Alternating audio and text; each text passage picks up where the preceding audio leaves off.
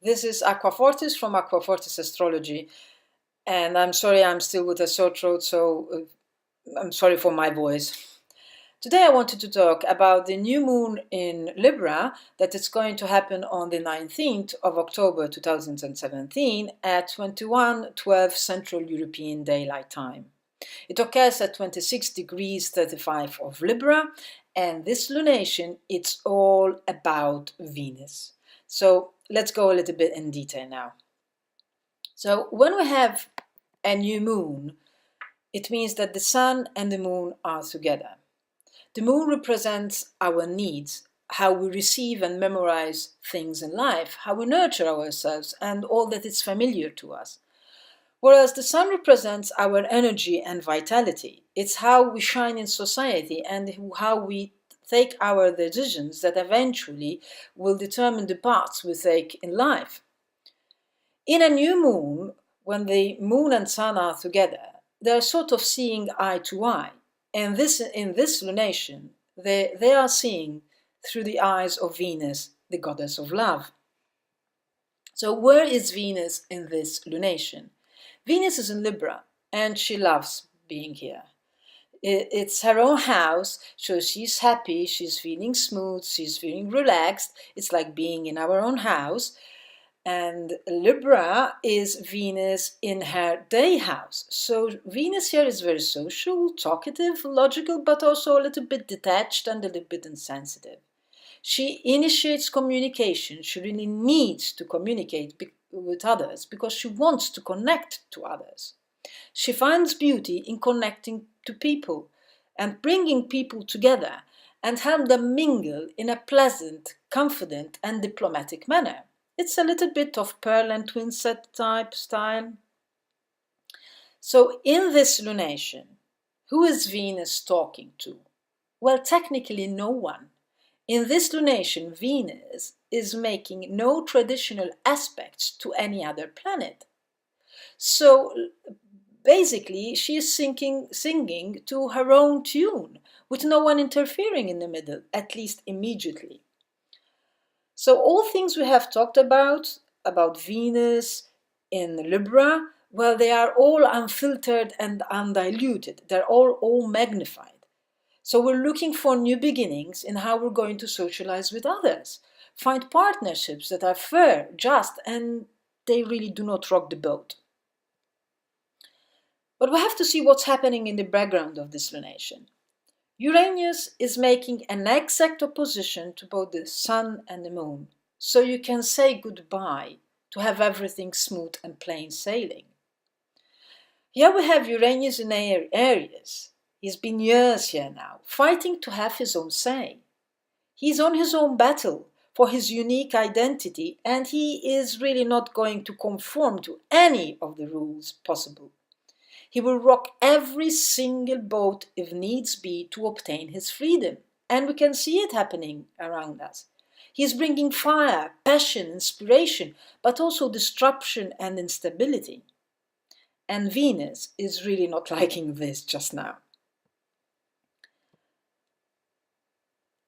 Saturn, in Sagittarius, he's in the last part now, is supporting the sun and the moon with some structured vision.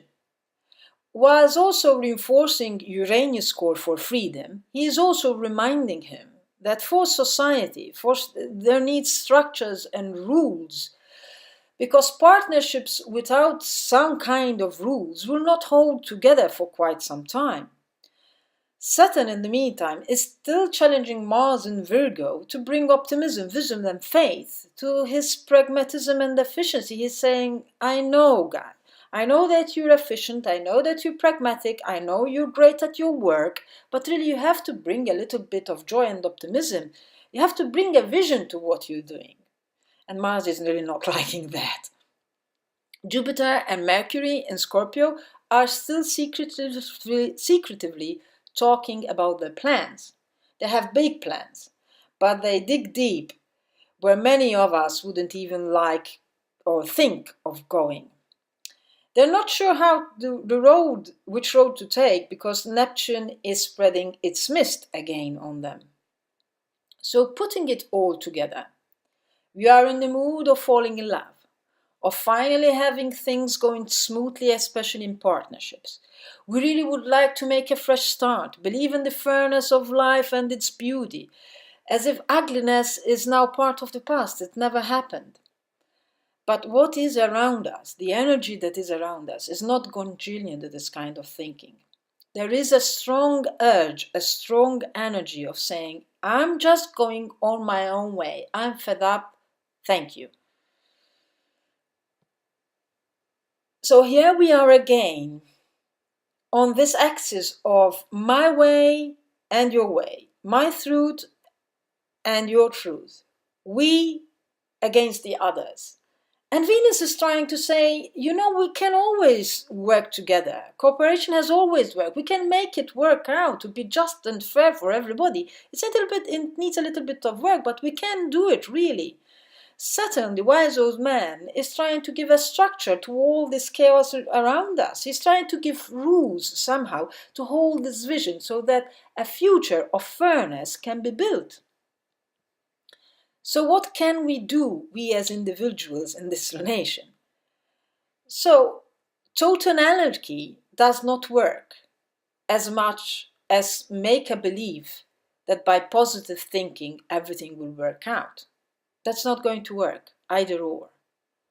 There needs to be a hard work by both individuals and partnerships in working towards a new vision.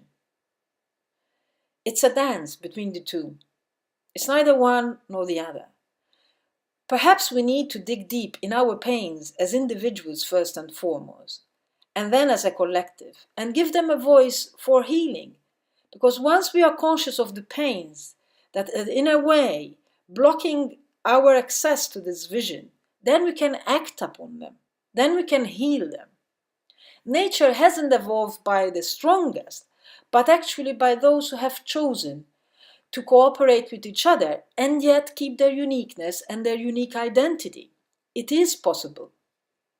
So yes, search for partnerships and associations. Please do, we need them. But know that for them to work, we need to be first and foremost true to our needs and to our identity. We can't just keep a face and be working with relationships and just do not rock the boat. We don't express our needs because it's not going to work anymore that way. In the meantime, we have to take care of the needs of the relationship. And this means a lot of hard work, especially on oneself, to understand how we can cope with all of this.